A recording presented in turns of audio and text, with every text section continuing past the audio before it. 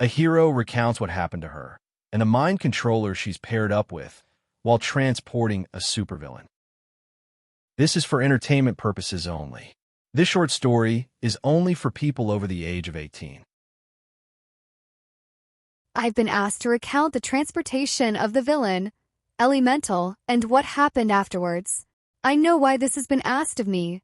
You all want to know about Total Mind. You want to know if you can trust him. I am going to say this.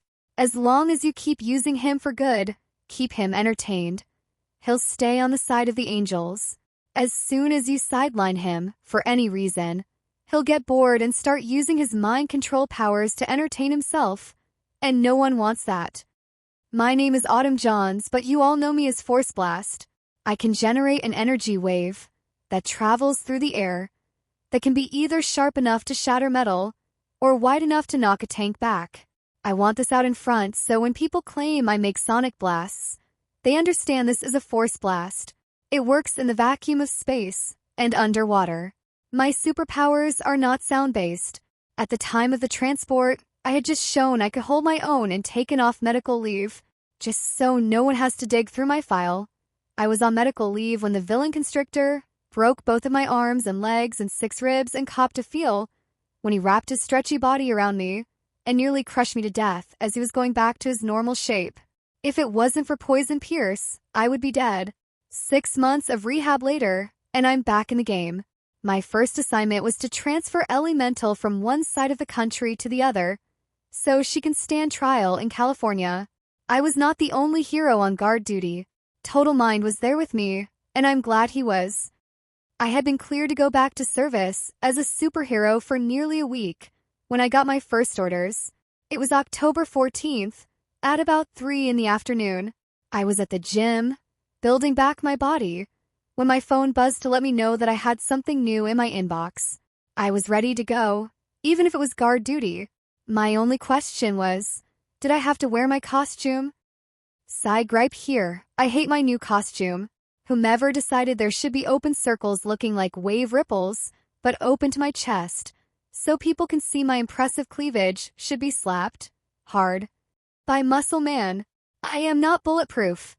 My old costume might have been great showing off my feminine figure, but when some punk with an automatic rifle tries to take me down, at least I walk away with a broken rib, or 2 instead of dead. That being said, I'm glad I could wear my civilian clothes on the transport. We were coming out of the Karen Westmore incarceration facility, also known as the concrete container. If you've never been there, imagine a large concrete dome. It was designed that way so if some idiot tries to blast a hole in the wall, the whole concrete dome comes crashing down on everyone. That sounds bad until you realize that every guard tower, cell, and facility is a concrete box. There are windows on these boxes that look out onto the always-on artificial lighting inside the dome showing nothing but gray concrete. It's bleak, cold, featureless, and houses the worst of the superpowered villains. These aren't just the villains that have caused massive property damage, but villains that have a body count in double digits. Ellie-Mental was one such villain. It's only been 2 years, but I was there when Ellie-Mental attacked Hero Headquarters West. Real name Ellie Mathis. She looks like a country girl with a bowl-cut sun-bleached blonde hair. She hates heroes, even with a deep-powered collar on. She has attacked heroes with nails and teeth. Heroes, to her, represent people pretending to be gods, and she hates how some heroes feel they're above everyone else. She's just taken this hatred to another level and has the power to control all the ancient elements. I watched her rip the air and lungs out of a person using wind. I watched her make the earth open up under a team and then close again with the team below. I watched her create fire inside multiple people's brains. The worst for me was watching her control the water inside people's bodies, ripping it right out through their skin. She was convicted in federal court, but now California wanted their pound of flesh. Why it is a law we can't fly prisoners, I don't get. Given the union issue with the train system still going on, we had to get on a transport truck and start driving west. As for the elephant in the room, I met Theo at the concrete container. Theodore Theo Tanner, also known as Total Mind, was not what I had expected. I'd heard about him. Everyone has. The mind controller who doesn't require physical contact.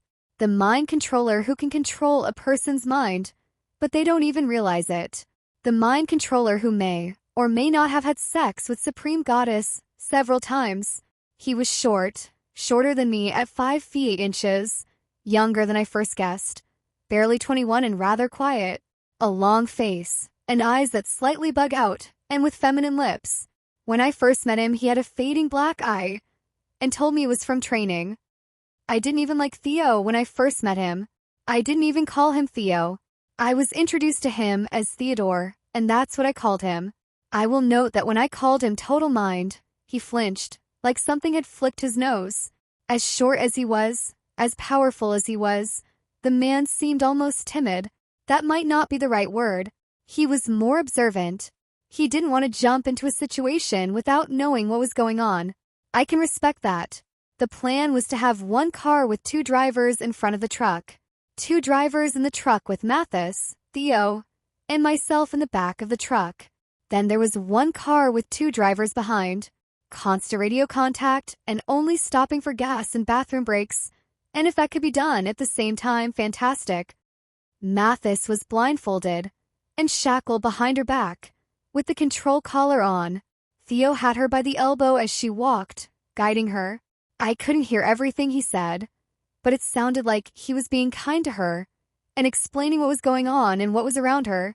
He even told her about stepping into the truck, which she thanked him for as she finally got into her spot. It looked like a gaming chair with shackles.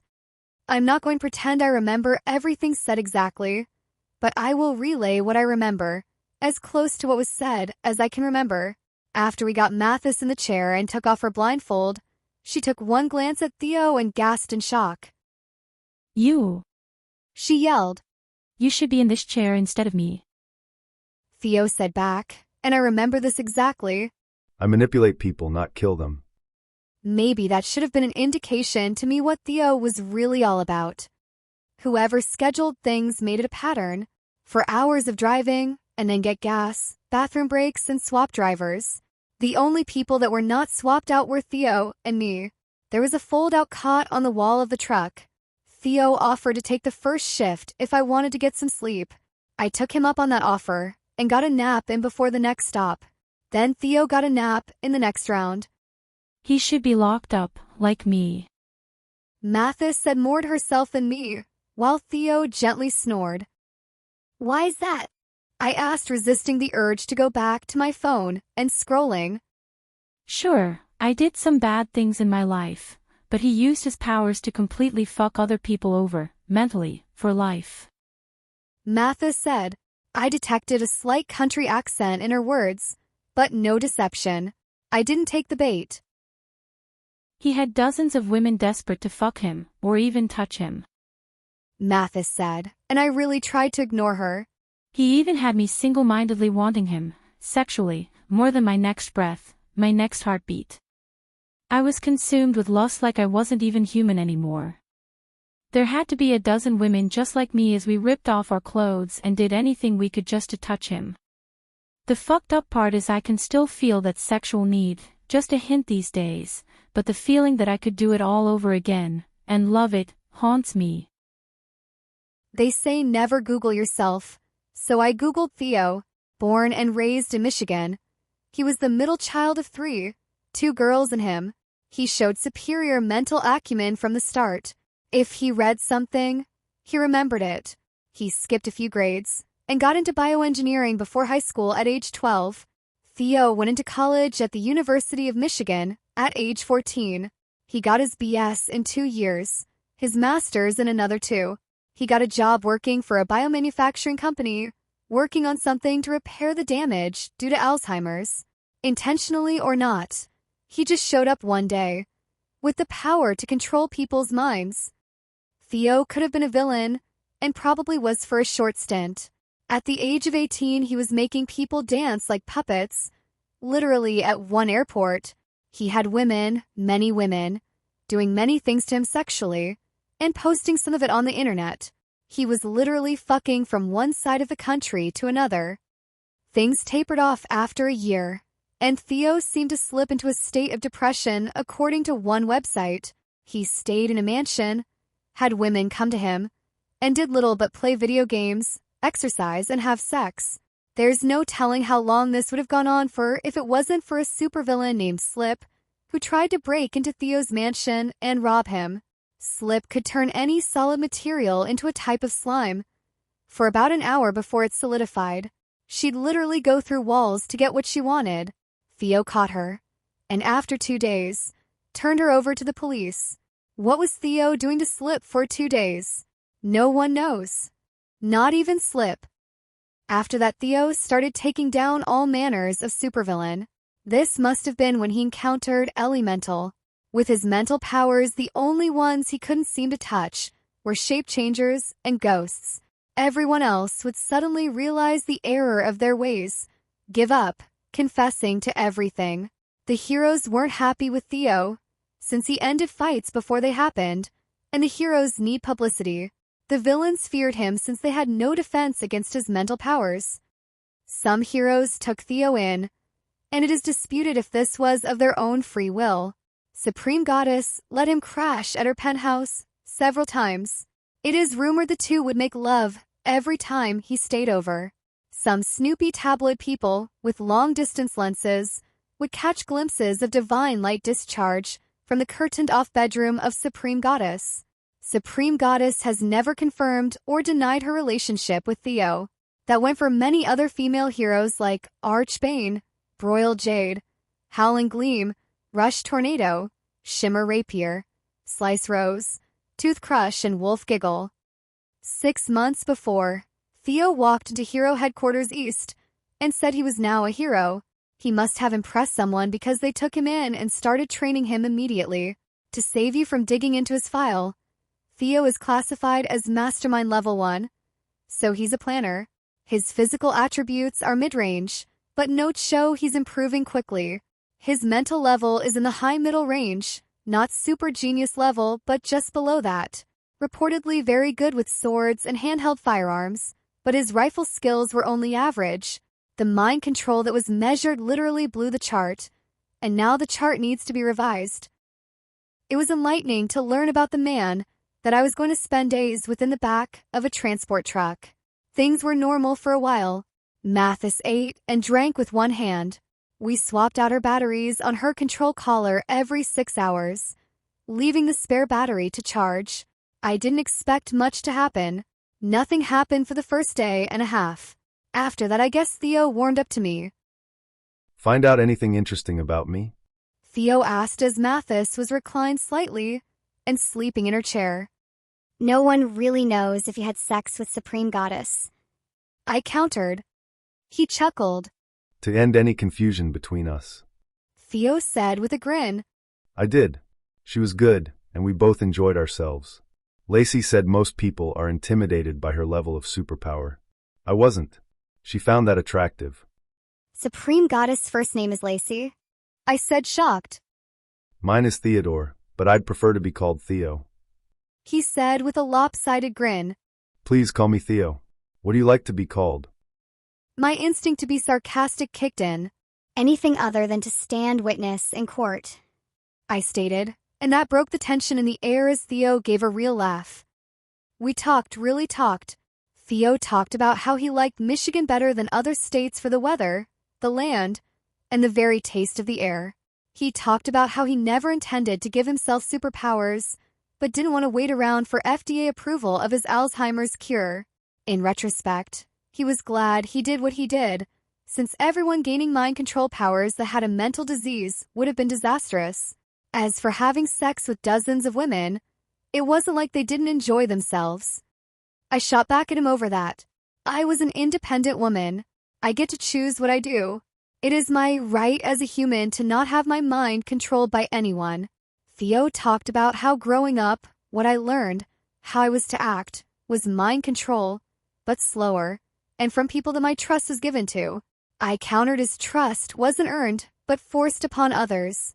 Even with this arguing, I didn't see a hint of anger or hate, even when I really pushed his buttons. It made me wonder how much he hated what he had done. Do it to me. I said, standing up in the moving truck. Theo frowned. Do what exactly? He asked. Use your powers on me, so I know what they feel like. I offered. I started swaying my hips to the bouncing of the truck. I raised my arms above my head. I was swaying and dancing in ways I'd only seen belly dancers do. This went on for about 30 seconds. Then I stopped. Well, I asked. are you going to do anything? Feel like dancing? Theo asked with a smirk. With you, I'd have to think about it. I answered. Then it dawned on me. I was just now dancing. Pretty hot too. Mathis said from her chair. Not to let my bisexual side show, but you've got some moves, girl, to make me hot and bothered. I didn't even realize I was doing anything odd. I said, shocked at myself. Now you know why some people fear me. Theo said with a sad grin. Not me. Mathis said, grinning from her chair. I know you're a creep just as much as I'm a killer.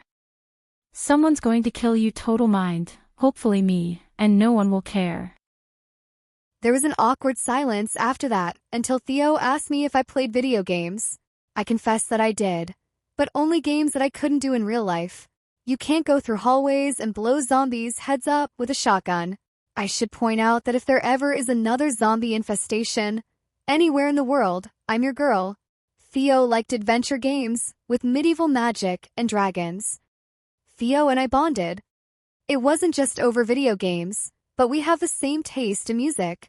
We even swap songs on our phones while Mathis begged for some kind of country music. The best we could do was tavern rock, which I hadn't heard most of the songs Theo had on his phone, and I liked most of them. We talked for hours about everything. It was like a long date. In the back of a moving prisoner transport truck, going 65 miles per hour on an interstate. The mini fridge in the truck had drinks and sandwiches. There was also a first aid kit. It probably shouldn't have surprised me when Theo offered Mathis some lotion for the control collar around her neck. At first Mathis acted all tough, until Theo said, I've worn one of those. I know how uncomfortable they are after a while.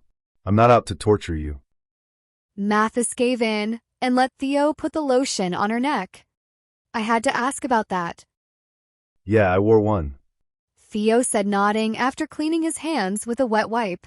When I turned over a new leaf, I willingly let them put one of those collars around my neck while being interviewed. I know the success rate for those collars is 99%. Well, I'm the 1% it didn't work on. I could have done anything to the most powerful men and women in the superhero world, but I didn't. I'm trying to prove I'm a hero. It'll never happen. Mathis stated from her chair. You made me your mindless sex toy, and you'll slip and do it again. This time it will be with a public figure that turns into undulating female flesh with only sex consuming their minds and bodies. Just wait. You'll fall, and when you do, I'll be laughing. I should have suspected something was up with Mathis. It wasn't until we crossed the California state line that Mathis cited 34, U.S. Code 60103Q. All transport of superpowered prisoners would be subject to the state's jurisdiction of laws. Then Mathis cited the California Prisoner Transfer Code 18 U.S.C. Code 3144J, or Penelope's Law. All superpowered prisoners, if charged but not actively sentenced in the state of California, must be turned over to the State Bureau of Prisons, Advanced Humans Division. I had the truck stop while I made calls. The little worm was correct. I don't know how the Transport Division missed this. As soon as we crossed over into California, since Mathis was going for trial, but not sentenced to anything, we had to hand her over. If we didn't, this was grounds for dismissal of her case, and an automatic retrial of her federal conviction. I was on the phone for over 2 hours. We were so close to the end of the trip, and that little POS used the law against us. It took half a day for California's State Bureau of Prisons, Advanced Humans Division to get their asses in gear. I'm not a fan of sitting in the desert, waiting with a convicted murderer in the back of a transport truck. Neither was anyone else. Not surprisingly, we were to follow the state's transport all the way to the supervillain prison in California. I like the name of it being the Crypt.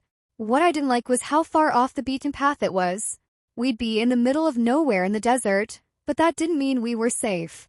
The last civilization we saw on Interstate 15 was Baker, and we turned south, and then more south, and we skirted the edge of a mountain. Theo and I were in a car, finally out of the back of that damn truck, and keeping a close eye on things while Deputy Bruce Newman drove. That's when it happened. Theo saw it first. Mathis was lifting a bottle of water to her lips with one hand and scratching the back of her neck, where the collar closed with the other. Her hands are free, Theo said quickly. Something I want to say about those power control collars. We need a better design. I know the battery packs only come out if you put a second one in, just so there's always a battery in the collar, but that leaves the electric leads exposed. That's the reason why Mathis was able to dump water on her collar, lean over, and use the discharging electricity to subdue one of the transport people, at least enough to use her powers over water to crack open the collar and free herself. The transport vehicle literally exploded out, away from Ellie-Mental. She stumbled as she stood up in the now wreckage of bodies and car bits. With barely a thought, she used water to slice through the shackles she was still wearing on her ankles and waist. She then turned and glared at us as she used water to slice her prison outfit to something more revealing and breathable. Deputy Newman didn't stop the car and tried to ram Ellie-Mental. I would have done the same thing too, since it was unlikely we could stop. But then the very ground under our car lifted up into a ramp that shot us over top of the blonde woman. I acted quickly and shot holes in the bottom of the transport car and shot wide force blasts under us. It kept the car from flipping nose first and created some cushion as we fell back to the ground from 20 feet up. Theo and I were out of the car in an instant as Deputy Newman ran to the back of the car to retrieve his shotgun. Ellie-Mental was controlling boulders the size of sofas to smash, repeatedly, onto the transport truck. I didn't see the other transport car until I spotted the vehicle in a sinkhole in the ground. I shot a piercing force blast at Ellie-Mental's head. She had moved, and it grazed her, taking out a chunk of her ear. This pissed her off, and she abandoned the truck for Theo and me. Theo did what you're supposed to do in a situation like this. He offered Ellie-Mental a chance to surrender. She opened the ground under him. I attacked with my force blasts. Ellie-Mental shot her own wind blast at my force blasts. Her wind knocked me off my feet. Mine hit her in the guts, and I'm pretty sure I broke one of her ribs. My power is force, not wind.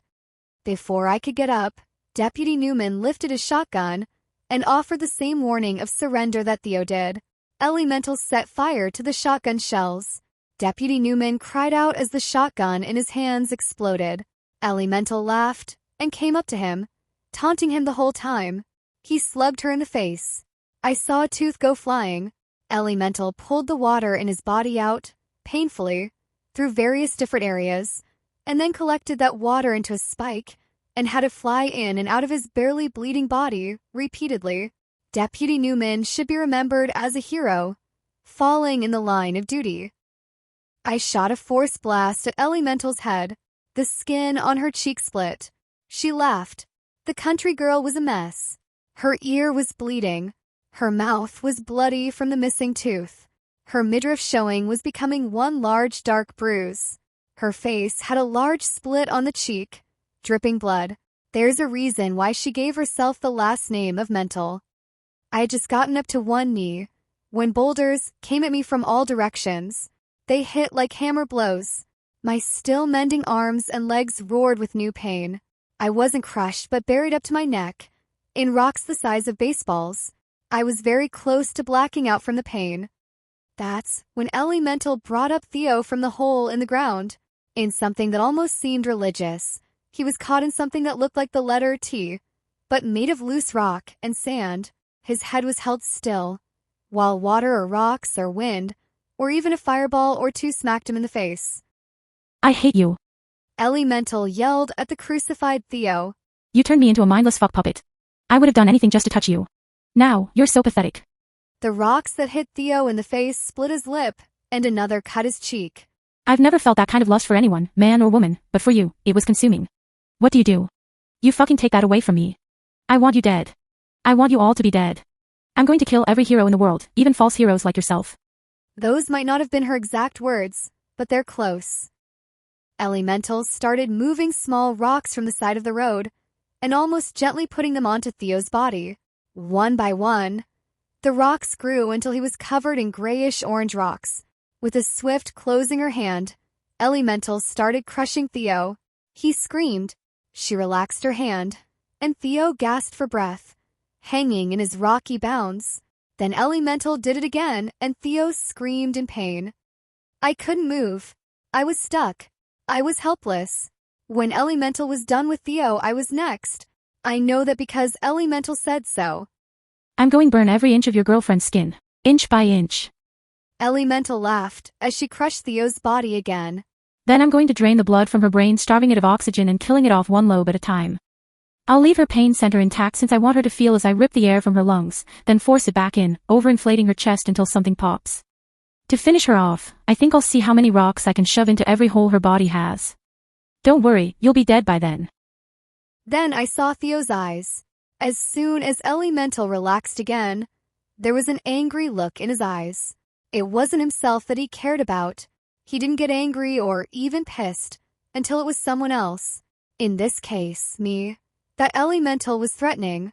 He was spitting blood out of his mouth as he ignored the fireball to the face and focused on Ellie-Mental. Theo told me later that some mental commands are complicated to impose on a person's mind. Getting things just right so they don't break free can be complicated. I think this is something only Theo understands fully. What I did understand is that previous commands from his powers never really go away. This included the extreme lust command that was still sitting in Ellie-Mental's mind. The country girl remembered what it was like to be consumed by lust for Theo. She remembered how it felt and seemed to want it again. According to what Theo said, that was more than enough to resurrect the severe passion Ellie-Mental once had. Ellie-Mental screamed. It was the scream of real frustration that rarely can be duplicated by actors and actresses. With a cry, she ripped and used water to slice through what little clothing she still had on. Naked, and looking amazingly perfect naked, something few people truly can pull off, Ellie-Mental advanced on Theo. The rocks that had been around him dropped to the ground. The cross that had held him turned to sand once more. Ellie-Mental, with ragged breaths and barefoot, advanced on Theo.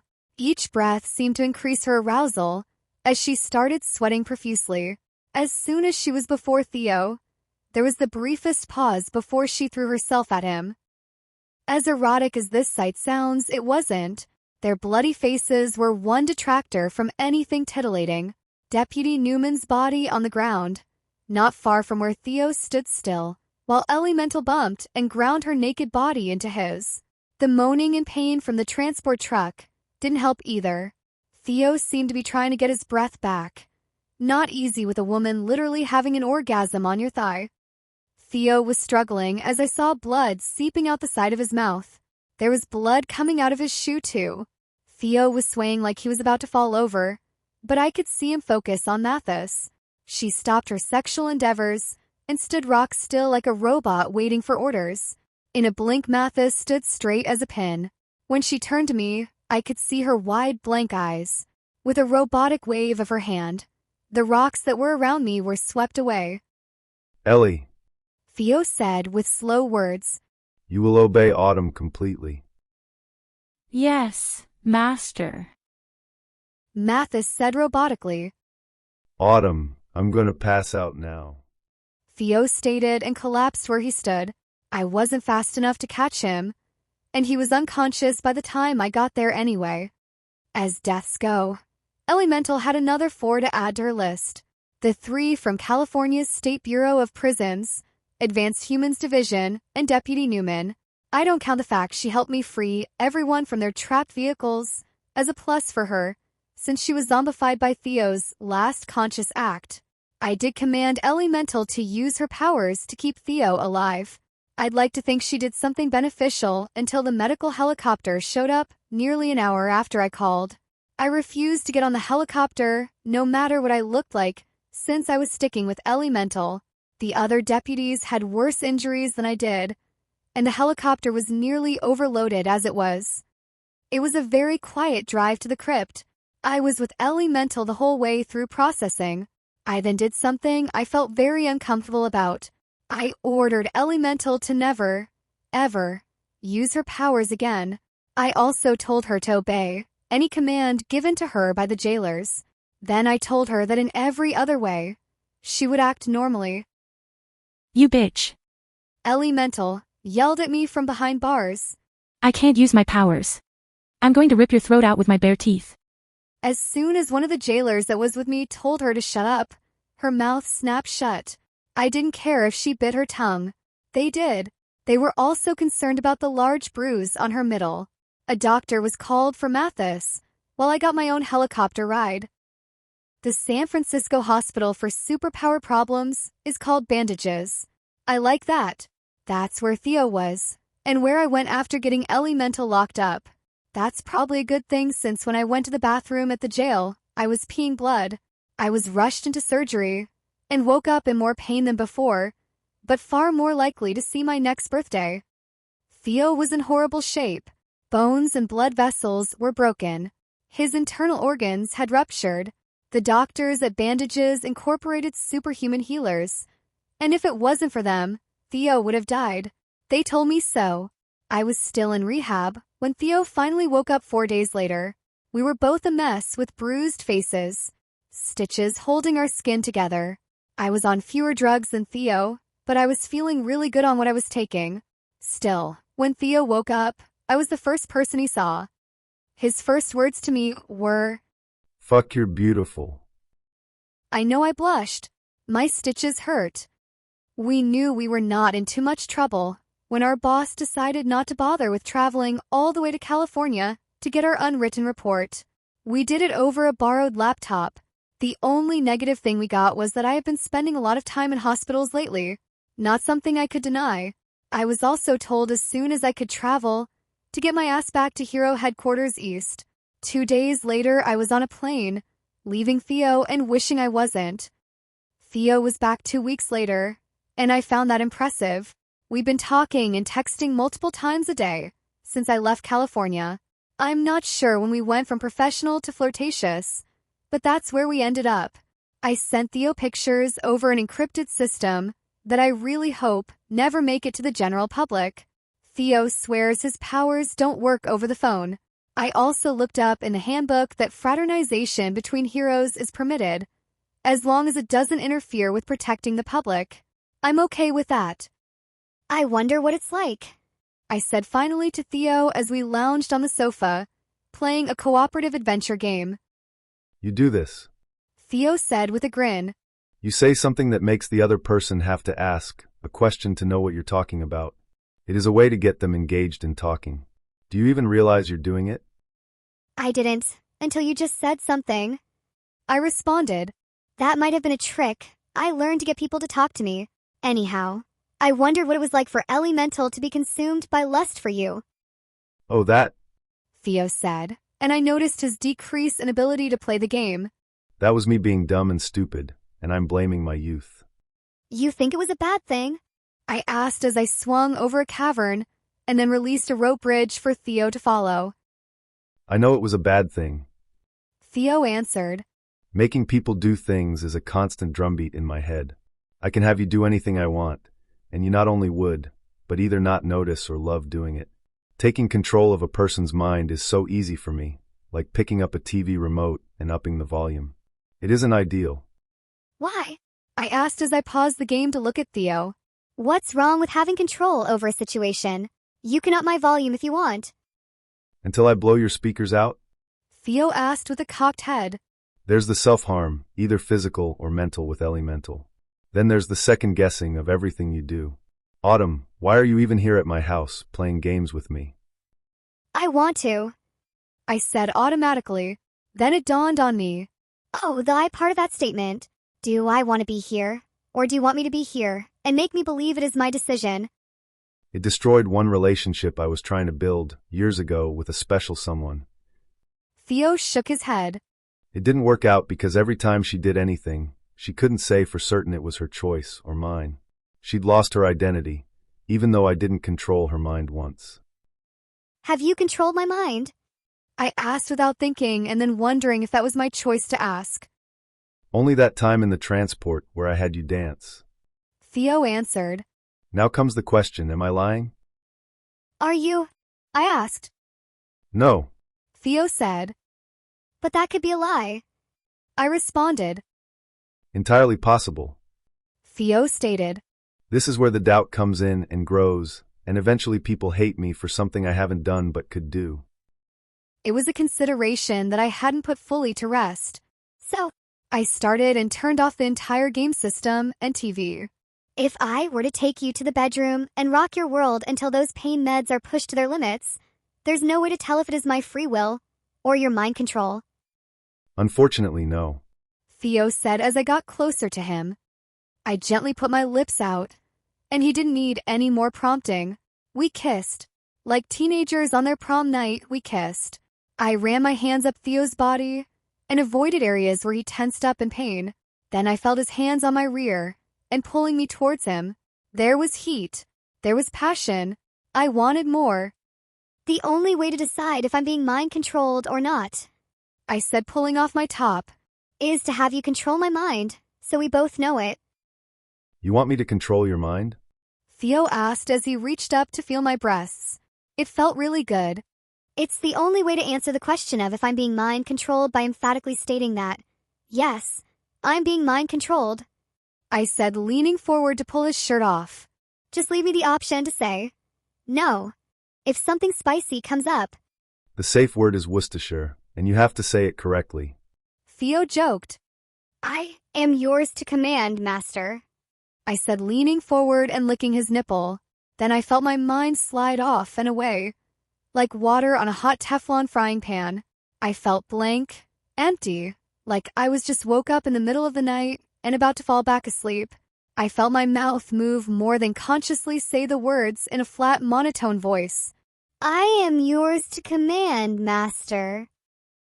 I got up, shedding clothes as I eventually walked naked into the bedroom. Theo, equally naked, wasn't far behind, outwardly, and most of my mind was empty, blank, and obedient.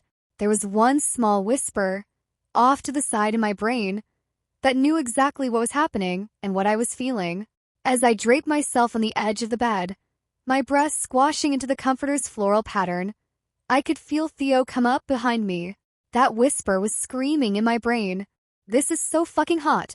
I love being a helpless and mindless fuck toy.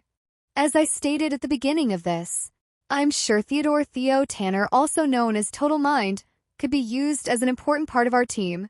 He just needs to be entertained and kept busy, so he doesn't stray. I'm willing to be that person. I will gladly entertain Theo. I'm reasonably certain that it is my own decision. The end. This was a work of fiction.